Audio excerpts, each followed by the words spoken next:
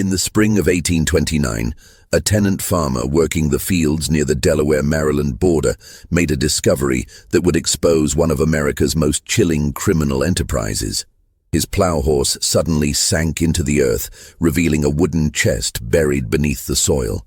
Inside lay the skeletal remains of what appeared to be a man, his bones yellowed with age and his skull showing clear signs of violence. This was just the beginning.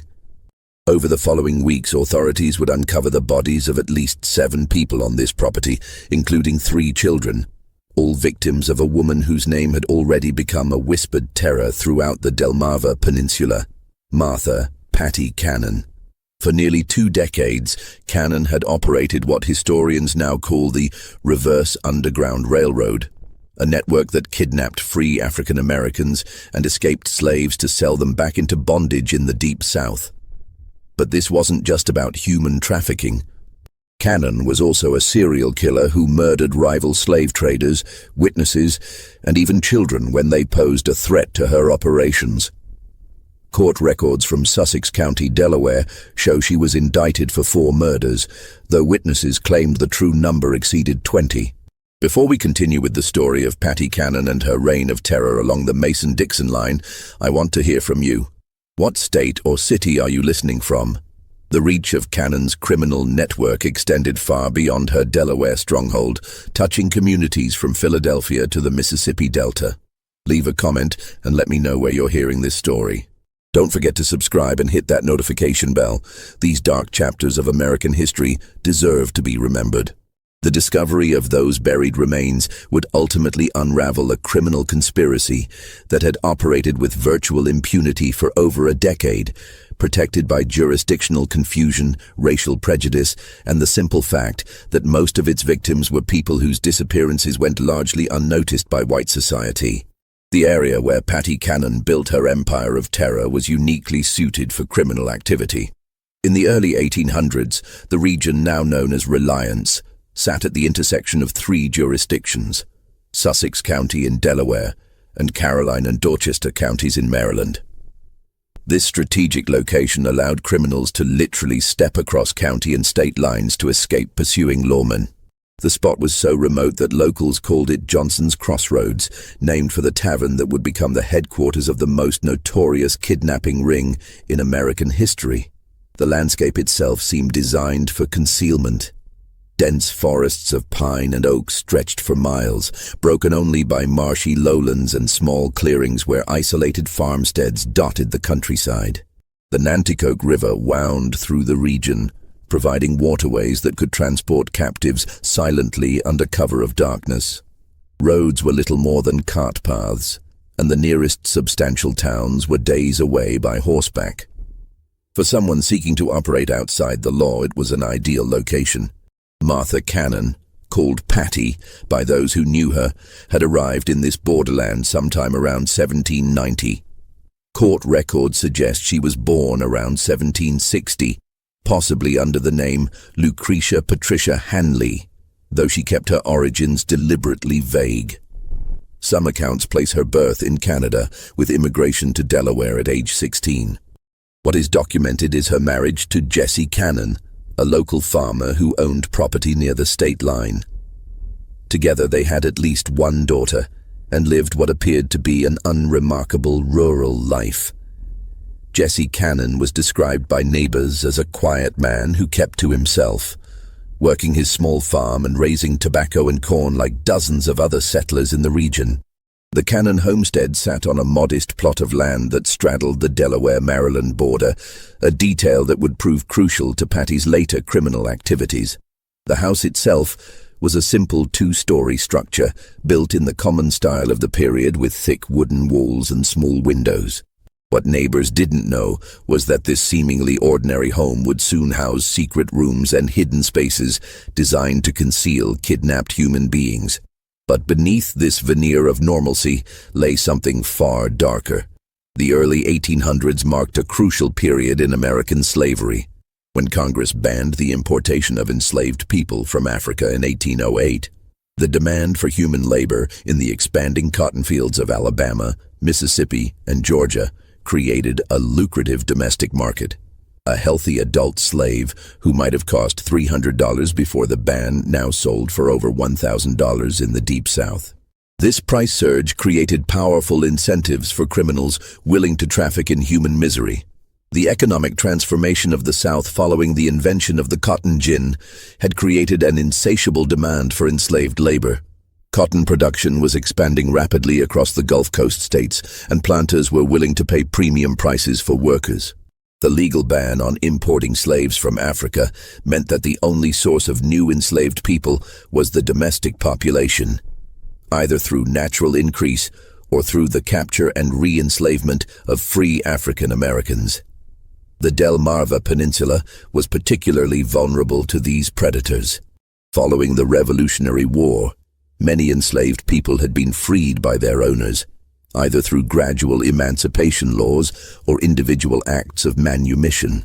Maryland and Delaware had substantial populations of free African Americans who worked as laborers, artisans, and small farmers.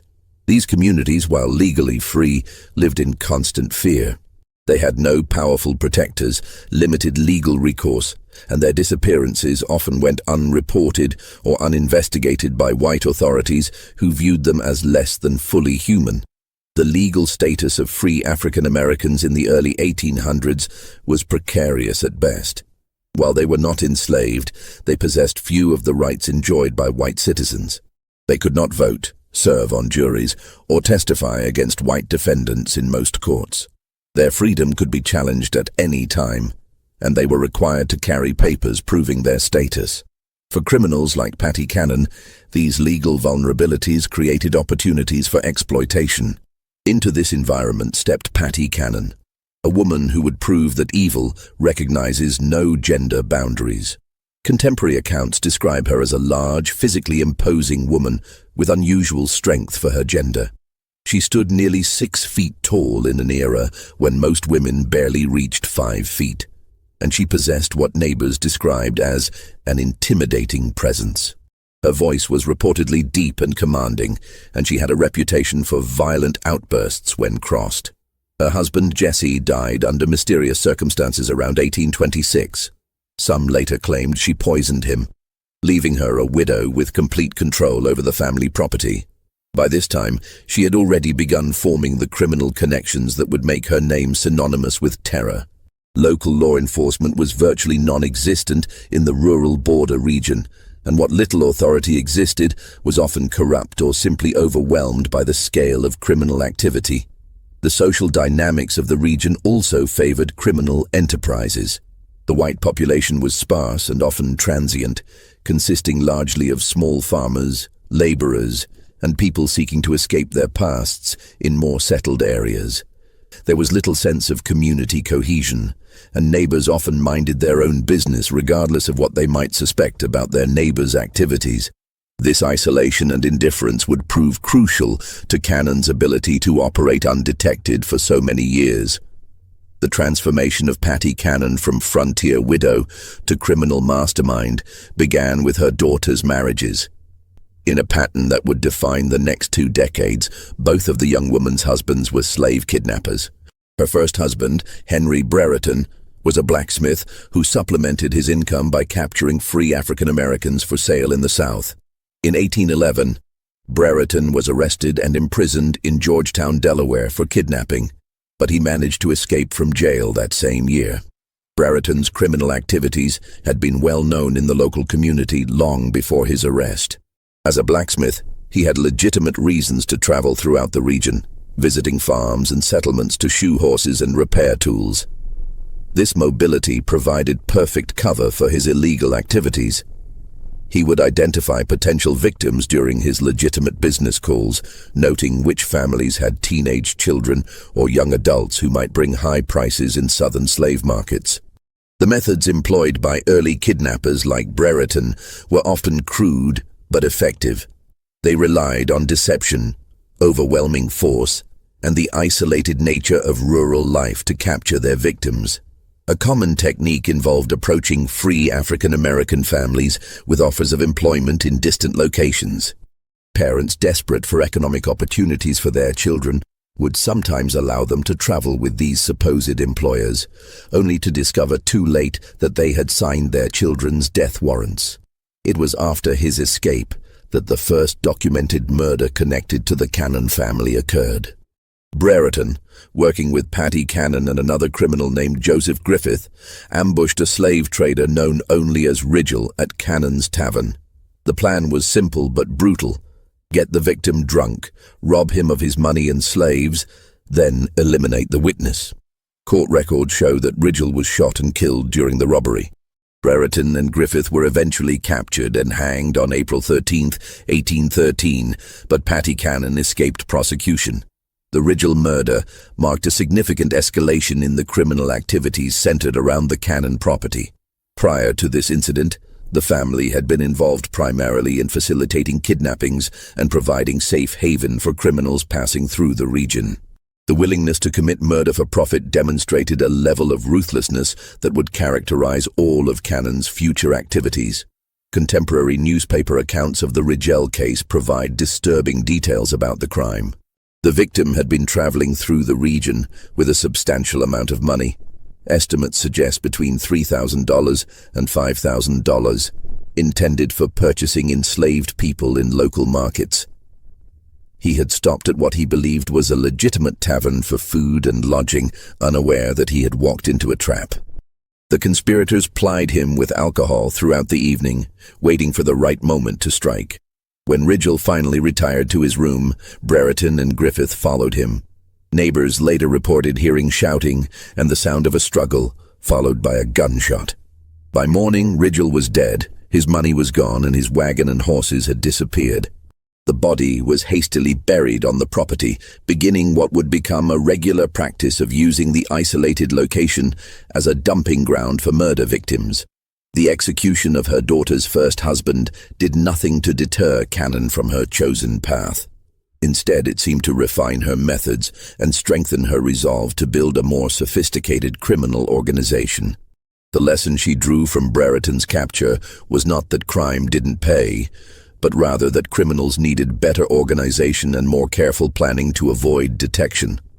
When her daughter remarried, this time to Joseph Johnson, Cannon gained a partner who would prove even more valuable to her criminal enterprise. Johnson wasn't just another kidnapper. He was a businessman who understood the logistics of human trafficking on a regional scale.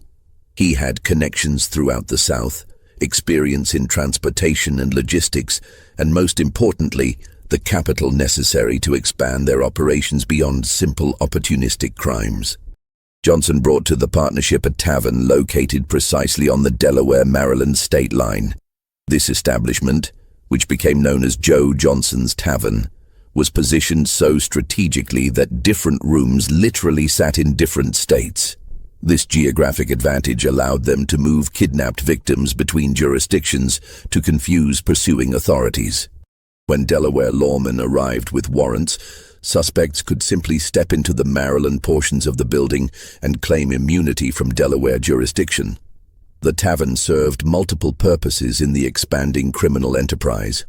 It was a legitimate business that provided cover for their activities, generating income and explaining the constant flow of travelers and wagons through the property. It functioned as a holding facility for captives awaiting transport south, with specially constructed hidden rooms and cellars designed to conceal human cargo.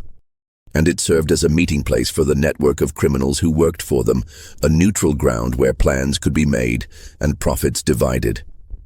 The physical layout of the tavern reflected its multiple functions. The main floor appeared completely normal, with a common room for travelers, a bar area, and rooms for legitimate guests. But beneath the building lay a series of cellars and tunnels that had been specially constructed for hiding kidnapped people. These underground spaces were accessible through concealed entrances and were designed to muffle sound and prevent escape. Iron rings set into stone walls provided anchor points for chains, while small ventilation shafts ensured that captives wouldn't suffocate during long periods of confinement. The gang that assembled around Cannon and Johnson was remarkably diverse for its time. It included white criminals like Henry Carr, mixed-race decoys such as John Purnell, who used multiple aliases, and even enslaved people forced to participate in capturing others. This multiracial composition was strategic.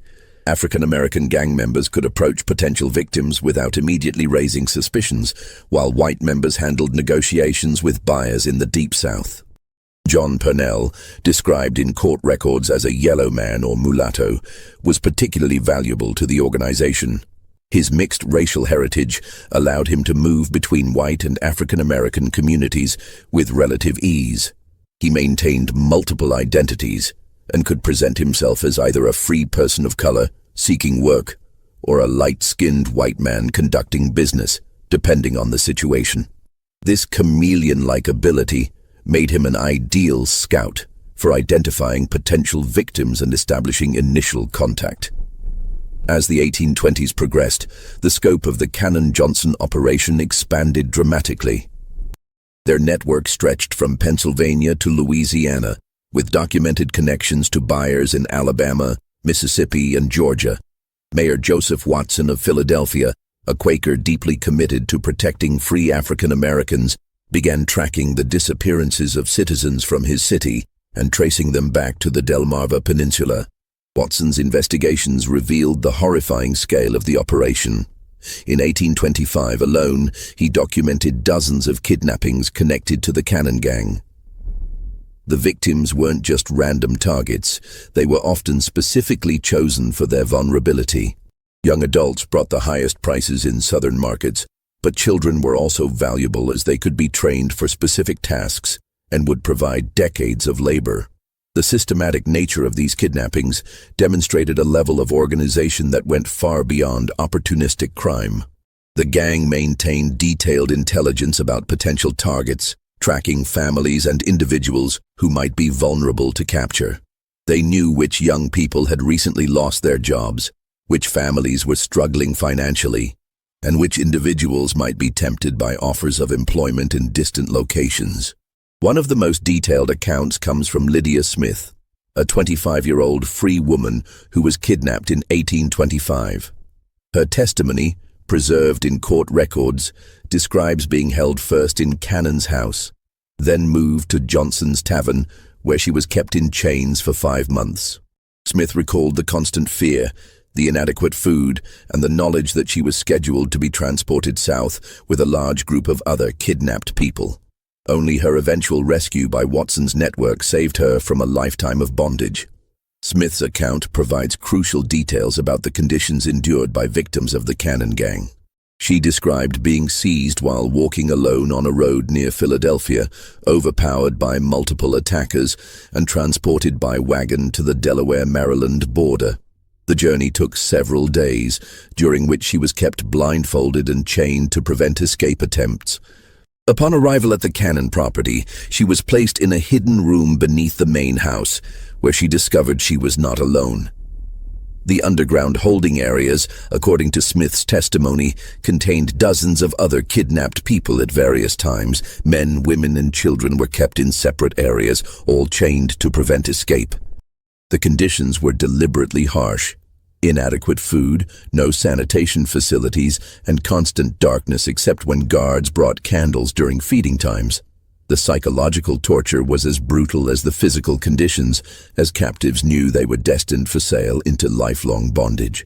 Smith also provided details about the gang's methods for processing their human cargo.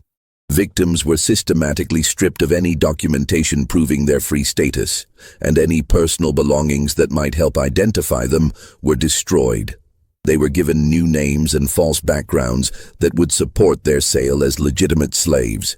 Those who resisted or attempted to maintain their true identities were beaten until they complied. The gang's operations were an open secret in the local community. Neighbors knew that people disappeared near the Cannon property, that wagons arrived at odd hours, and that Johnson's Tavern hosted suspicious meetings. But the victims were African Americans in a society where their word carried little weight against that of white criminals. Local law enforcement, when it existed at all, showed little interest in investigating crimes against people they viewed as inherently suspicious.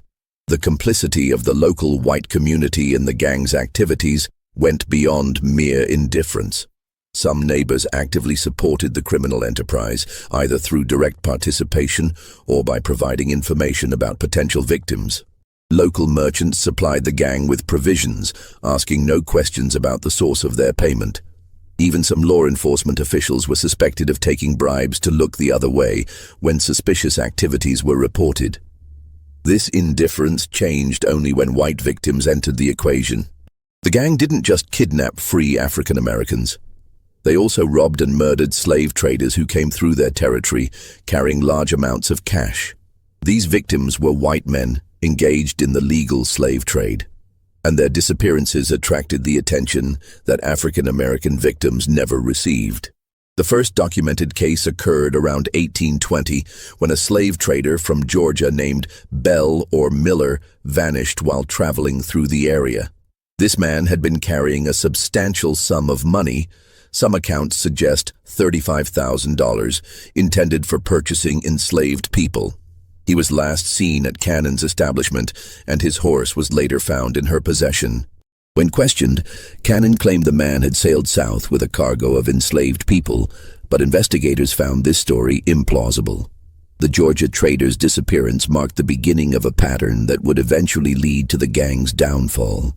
Unlike African American victims, whose disappearances generated little official interest, missing white slave traders had business partners and financial backers who demanded investigations.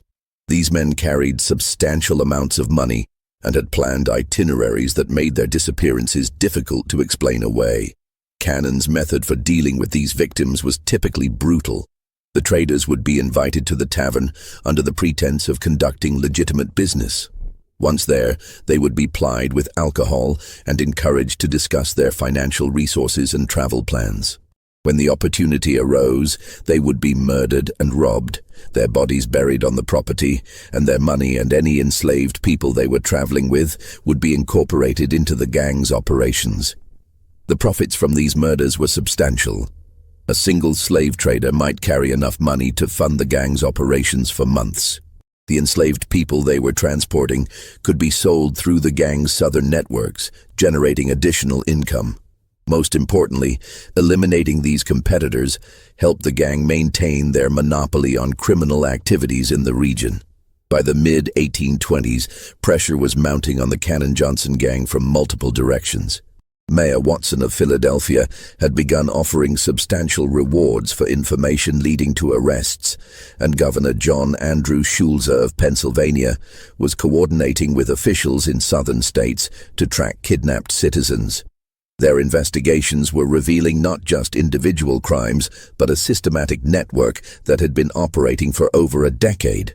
The reward offered by Watson, $500 for information leading to arrests, represented a substantial sum for the period, equivalent to several months' wages for most working people. This financial incentive began to loosen tongues in communities that had previously remained silent about the gang's activities. Former associates, dissatisfied gang members, and even some victims who had managed to escape began providing information to authorities. The gang's response to this pressure was characteristically violent. Rather than scaling back their operations, they began eliminating potential witnesses more aggressively. This decision would ultimately prove to be their downfall, as it expanded their list of victims to include people whose disappearances could not be ignored. The escalation in violence during this period reflected Patty Cannon's increasingly paranoid mindset. She had built a criminal empire that generated enormous profits. Estimates suggest the gang's annual income exceeded $50,000, a fortune by early 19th century standards. But this success had made her a target for law enforcement attention, and she became convinced that former associates posed an existential threat to her operations. The most crucial figure in the gang's eventual exposure was a mixed-race boy named Cyrus James. Cannon had purchased James as a slave when he was only 7 years old and had raised him in her household. As he grew older, James was forced to participate in the gang's activities, serving as a decoy to lure other African Americans into traps. His intimate knowledge of the gang's operations, combined with his growing revulsion at the violence he witnessed, made him both an invaluable asset and a potential liability. James's position in the Cannon household was unique and tragically complex. As an enslaved child, he had no choice but to participate in whatever activities his owner demanded. But as he matured, he began to understand the full horror of what he was being forced to do. He was helping to destroy the lives of people who looked like him, people who shared his heritage and his vulnerability. This knowledge created an internal conflict that would eventually lead him to cooperate with authorities, despite the personal risks involved. The psychological manipulation employed by Cannon to control James was sophisticated and cruel. She alternated between treating him as a favored member of the household and threatening him with violence or sale to brutal masters in the Deep South. She convinced him that his survival depended entirely on her protection and that any betrayal would result in his immediate death. This combination of dependency and terror kept James loyal for years, even as he witnessed increasingly horrific crimes. James later testified that he witnessed Cannon murder multiple children on her property. In one particularly horrific account, he described seeing Cannon take a wounded African-American child, not yet dead, from the house in her apron, only for the child to never return. James knew where the bodies were buried because he had been forced to help dispose of them. The murders James witnessed were not random acts of violence, but calculated decisions based on Cannon's assessment of risk and profit. Children who became sick or injured were killed rather than treated, as medical care would have been expensive and would have attracted unwanted attention. Young people who proved difficult to control or who maintained their insistence on their free status were eliminated as potential sources of trouble. Even infants born to kidnapped women were sometimes killed if Cannon determined they would be more trouble than they were worth. The gang's undoing began with their treatment of rival slave traders. Competition in the illegal human trafficking trade was fierce, and Cannon's gang had developed a reputation for murdering competitors to steal their money and their human cargo. This practice accelerated as legitimate law enforcement pressure increased. Dead slave traders couldn't testify about their experiences with the gang. The decision to escalate their violence against white victims reflected both Cannon's growing desperation and her fundamental miscalculation about the consequences of such actions. She had operated for so long with impunity that she believed herself untouchable. The murder of African Americans had generated no serious law enforcement response, so she assumed that the same would be true for white victims. This assumption would prove fatal to her criminal enterprise. In early 1829, the bodies began to surface.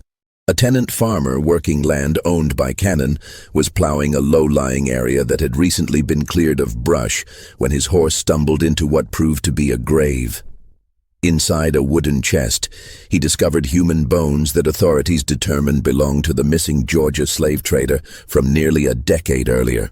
This discovery triggered a systematic search of the property that would uncover multiple burial sites. The farmer who made the initial discovery was working land that Cannon had rented out for additional income. The area had previously been unused because it was prone to flooding, but recent dry weather had made it suitable for cultivation. When the farmer's plow horse suddenly sank into the ground, he initially assumed he had encountered a natural depression or perhaps an old well. It was only when he began digging to free his horse that he realized he had stumbled upon something far more sinister. The wooden chest containing the bones was remarkably well preserved, suggesting it had been buried relatively recently despite containing decade-old remains. The chest itself appeared to have been specifically constructed for the purpose of concealing a body, with dimensions that precisely accommodated a human form. This level of preparation indicated that the burial was not a hasty attempt to conceal a crime, but rather part of a systematic approach to body disposal that had been refined over years of practice.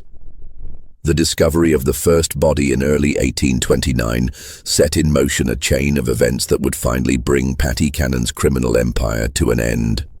Delaware authorities, working with their counterparts in Maryland, obtained search warrants and began a comprehensive investigation of all properties connected to the Cannon-Johnson gang. What they found exceeded their worst expectations. The investigation was led by Sheriff Joseph Houston of Sussex County, Delaware, working in coordination with Maryland authorities and representatives from the Pennsylvania Governor's Office. This multi-jurisdictional approach was unprecedented for the time period and reflected the growing recognition that the Cannon Gang's activities crossed state boundaries and required coordinated law enforcement response. The search warrants obtained by authorities were remarkably broad, allowing them to excavate any areas of the Cannon properties where bodies might be concealed. This legal authority was crucial as it provided protection for investigators who might otherwise have been accused of trespassing or illegal search and seizure. The warrants also specified that any evidence discovered could be used in prosecutions across multiple jurisdictions, helping to close the legal loopholes that the gang had exploited for years. On April 3, 1829, Cyrus James was captured in Delaware. The circumstances of his arrest remain somewhat unclear, but court records suggest he was attempting to flee the region when he was apprehended.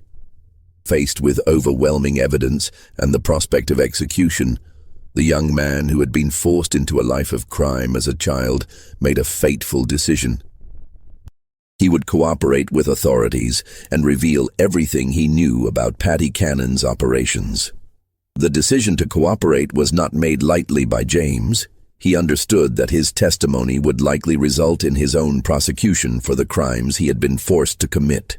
But he also recognized that continued silence would mean protecting the woman who had enslaved him and forced him to participate in the destruction of countless other lives.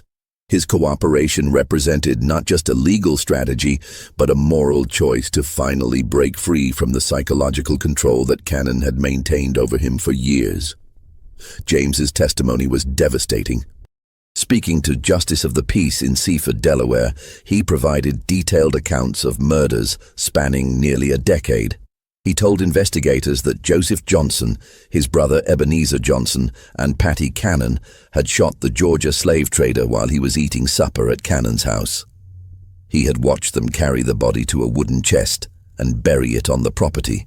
But this was just the beginning of his revelations. The level of detail in James's testimony was extraordinary and provided investigators with their first comprehensive understanding of the gang's operations. He was able to describe not just individual crimes, but the systematic methods employed by the gang over many years. He knew the locations of burial sites, the identities of other gang members, the routes used to transport kidnapped people, and the networks of buyers and sellers that stretched across multiple states. Following James's directions, authorities began excavating the Cannon property systematically. In a garden area, they found the body of a young mixed-race child. According to James's testimony, this child had been enslaved by Cannon, along with his mother.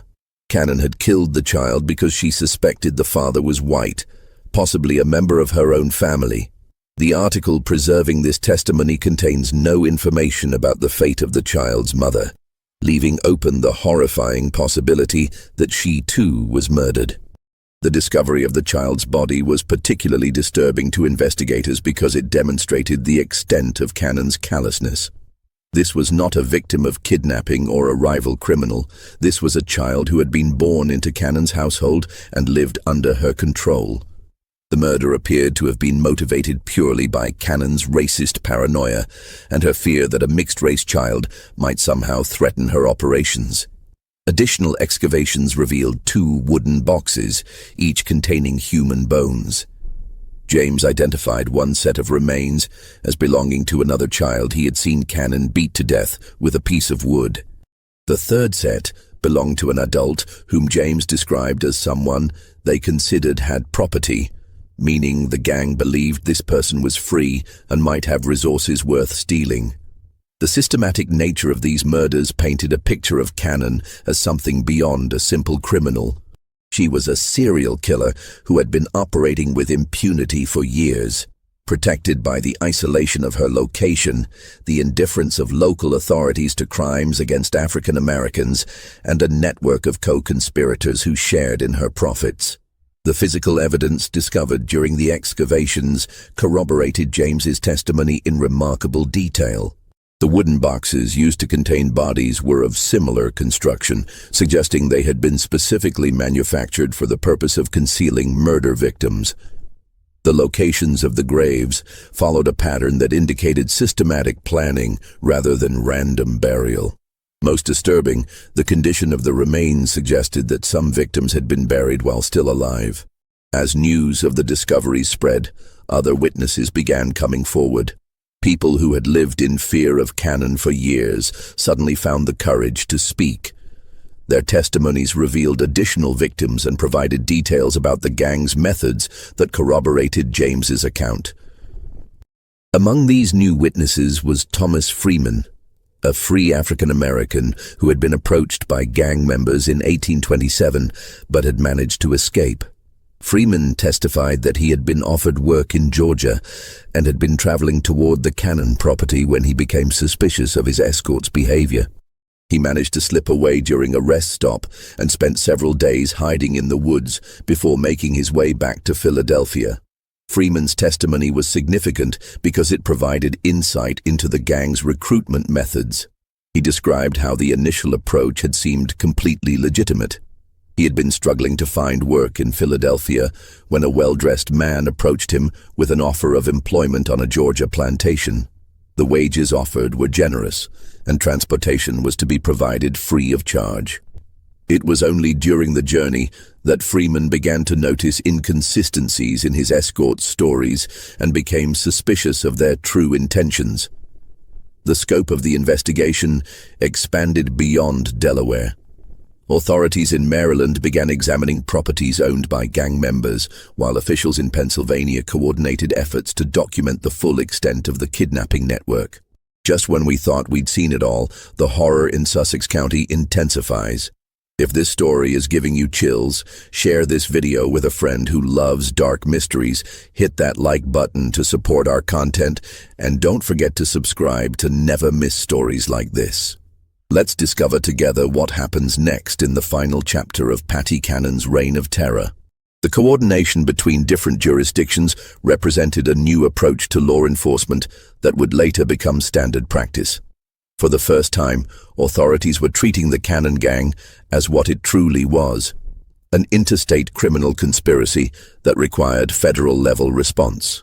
This recognition led to the involvement of officials from Washington, D.C., and marked the beginning of what would eventually become coordinated federal law enforcement efforts against organized crime. On April 13, 1829, a grand jury of 24 white men in Delaware handed down indictments against Martha Patty Cannon on 4 counts of murder. The charges were signed by James Rogers, the Attorney General of Delaware, and represented the first time any member of the notorious gang had faced serious legal consequences for their crimes against African Americans. The composition of the grand jury itself was significant for the period. All 24 members were white males, as required by Delaware law, but they represented a cross-section of the state's population, including farmers, merchants, and professionals. The fact that this jury was willing to indict a white woman for the murder of African Americans marked a notable shift in legal attitudes, driven largely by the overwhelming evidence presented and the interstate nature of the crimes. The indictments were remarkably specific for the era. Cannon was charged with the murder of an infant female on April 26, 1822, a male child on the same date, an adult male on October 1, 1820, and a Negro boy on June 1, 1824. Each charge carried the death penalty, and the evidence against her was overwhelming. The specificity of these charges reflected the thorough investigation conducted by authorities. Unlike many criminal cases of the period, which relied primarily on witness testimony and circumstantial evidence, the Cannon case was built on physical evidence, multiple corroborating witnesses, and detailed confessions from a participant who had intimate knowledge of the crimes. This combination of evidence types made the case virtually impossible to defend against. Cyrus James's testimony formed the backbone of the prosecution's case. His detailed knowledge of the gang's operations, combined with his ability to lead authorities to burial sites, made him the most valuable witness in Delaware legal history up to that point. The young man who had been forced into crime as a child now held the power to bring justice to the woman who had terrorized the region for decades. The prosecution team was led by Attorney General James Rogers, who had made his reputation prosecuting complex criminal cases across Delaware. Rogers understood that the Cannon case represented an opportunity to demonstrate that the law applied equally to all citizens, regardless of their race or social status. He also recognized that a successful prosecution would send a strong message to other criminal enterprises operating in the region.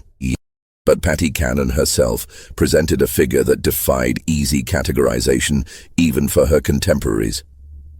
Newspaper accounts described her as a large, physically powerful woman who commanded fear and respect, even from hardened criminals. At approximately 70 years old, she remained sharp-minded and defiant, showing no remorse for her actions, even when confronted with irrefutable evidence. Contemporary descriptions of Cannon during her imprisonment paint a picture of an unrepentant criminal who seemed genuinely puzzled by the legal proceedings against her.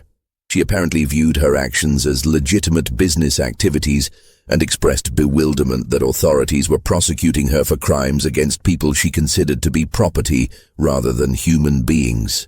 The conditions of her imprisonment in the Sussex County Jail in Georgetown, Delaware, reflected both the seriousness of her crimes and the unusual nature of having a female defendant facing multiple murder charges.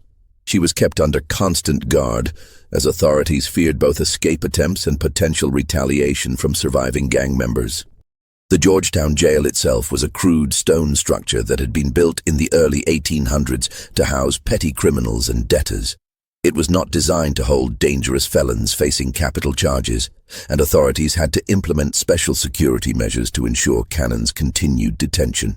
Extra guards were posted, and her cell was reinforced with additional iron bars and locks.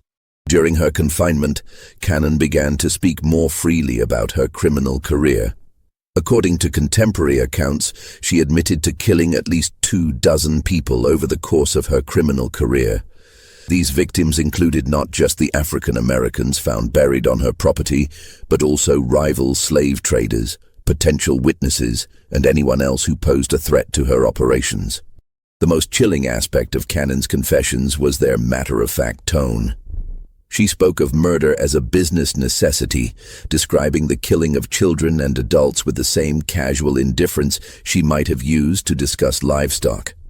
Her apparent lack of any moral conscience shocked even hardened law enforcement officials who had seen the worst of frontier violence. Cannon's confessions provided authorities with details about crimes that extended far beyond the charges for which she had been indicted. She described murders dating back to the early 1810s, kidnappings that had involved hundreds of victims, and a criminal network that had reached into multiple states. These revelations confirmed investigators' suspicions that the crimes discovered on her property represented only a fraction of the gang's total activities. The legal proceedings moved forward with unusual speed for the period. The overwhelming evidence, combined with public pressure for justice, created momentum for a quick trial and resolution. Court records suggest that Cannon was expected to face trial within weeks of her indictment, with execution to follow shortly thereafter if she were convicted. The prosecution's strategy was straightforward: present the physical evidence, provide testimony from Cyrus James and other witnesses, and allow the jury to reach the obvious conclusion that Cannon was guilty of multiple murders.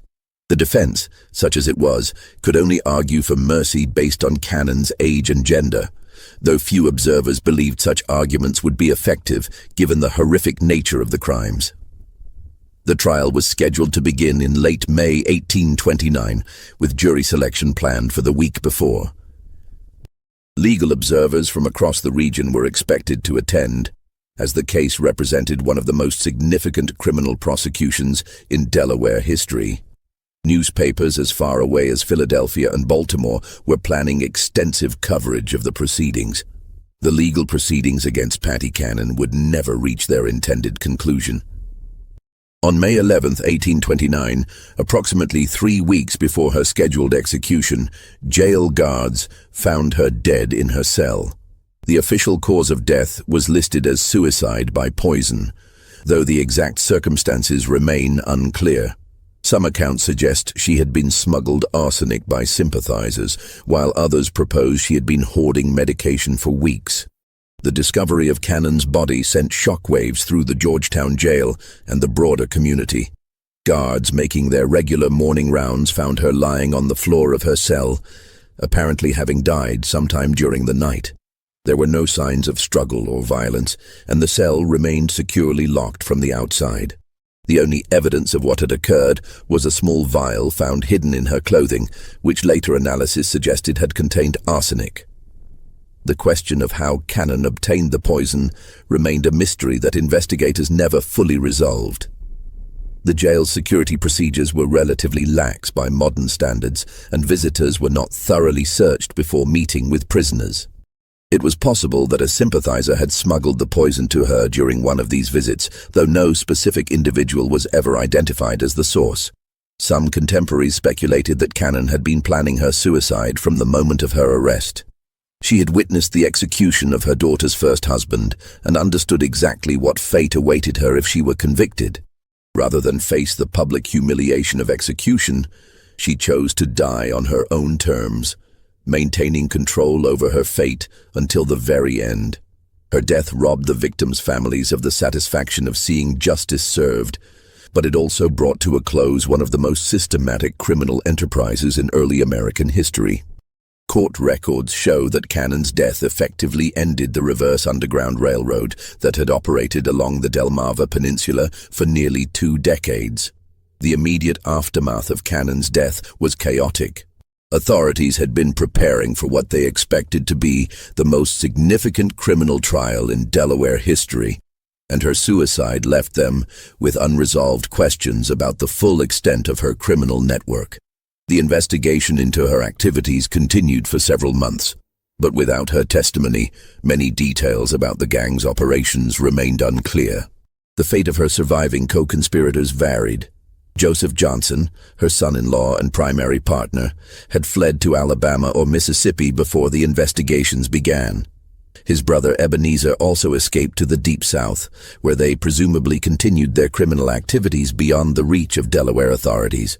Local law enforcement made half-hearted attempts to pursue them, but the jurisdictional complications and vast distances involved made successful prosecution unlikely. Only Cyrus James, the enslaved boy forced into crime, remained to face justice, and his cooperation with authorities ultimately led to his freedom rather than execution. The Delaware courts, recognizing that James had been coerced into participating in the gang's activities and that his testimony had been crucial to uncovering the crimes, granted him his freedom and provided him with protection from retaliation. James's fate after the trial represented one of the few positive outcomes from the entire tragic episode. He was relocated to Pennsylvania, where abolitionists helped him establish a new identity and begin a legitimate life. Some accounts suggest he later became active in the Underground Railroad, using his knowledge of criminal networks to help legitimate efforts to assist escaped slaves.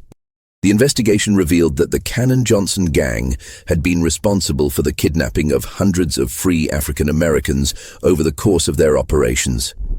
While exact numbers remain disputed, conservative estimates suggest they trafficked between 500 and 1,000 people into slavery in the Deep South. The economic value of these crimes, measured in the prices slaves commanded in southern markets, represented millions of dollars in today's currency. The human cost of these crimes extended far beyond simple statistics. Each kidnapping represented the destruction of a family, the theft of a life, and the perpetuation of a system that treated human beings as property.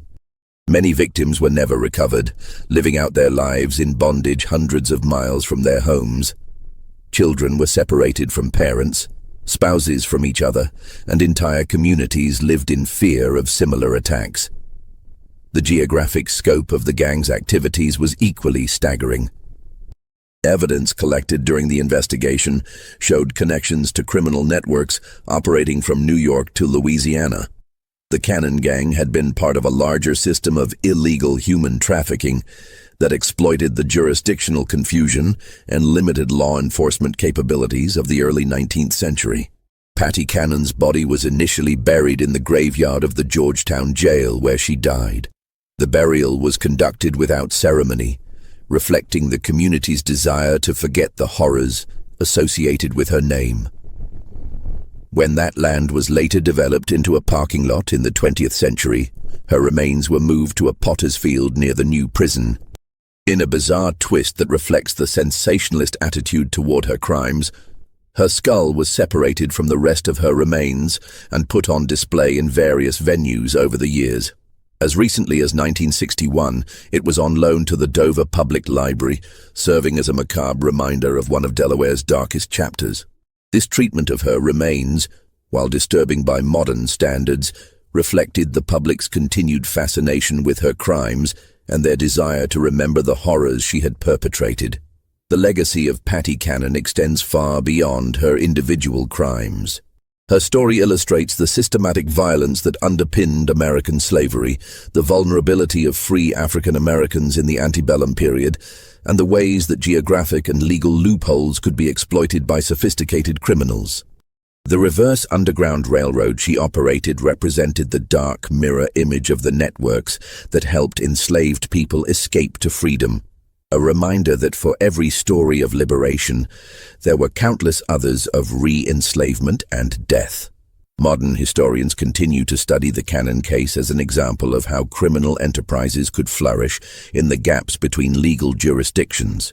Her ability to operate for nearly 2 decades despite the knowledge of local communities demonstrates the combination of racism, legal limitations, and economic incentives that allowed such horrors to continue. The case also highlighted the limitations of early 19th century law enforcement. The lack of coordination between different jurisdictions, the absence of professional police forces, and the limited communication capabilities of the period all contributed to the gang's ability to operate with impunity. These lessons would later inform efforts to develop more effective law enforcement strategies for dealing with interstate crime. The impact on the local community was profound and lasting. The area around Johnson's Crossroads never fully recovered from its association with the Cannon Gang. The name was eventually changed to Reliance in an effort to escape the infamy, but the stigma persisted for generations. Property values in the area remained depressed for decades, and many families chose to relocate rather than remain in a place associated with such horrors. The Cannon case also had broader implications for American society's understanding of race and crime. The willingness of authorities to finally prosecute these crimes, even though the victims were primarily African Americans, marked a small but significant shift in legal attitudes. While this change was limited and temporary, it represented recognition that all people, regardless of race, deserved legal protection. The documentation and investigation of Cannon's crimes also contributed to the growing abolitionist movement. The systematic nature of the kidnapping network and the ease with which free African Americans could be reduced to slavery provided powerful evidence for abolitionists arguing that the entire system of slavery was inherently corrupt and dangerous. In the decades following Cannon's death, her story became part of regional folklore, though the details were often distorted or sensationalized. Numerous books, pamphlets, and newspaper articles recounted her crimes, though many mixed fact with fiction in ways that made it difficult to separate historical truth from legend.